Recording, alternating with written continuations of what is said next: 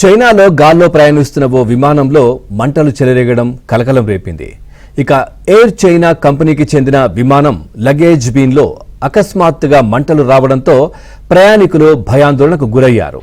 ఓ passenger తీసుకువచ్చినటువంటి బ్యాగులో ఉన్న lithium battery పేలడం వల్లే మంటలు చెలరేగినట్లు తెలుస్తా ఉంది.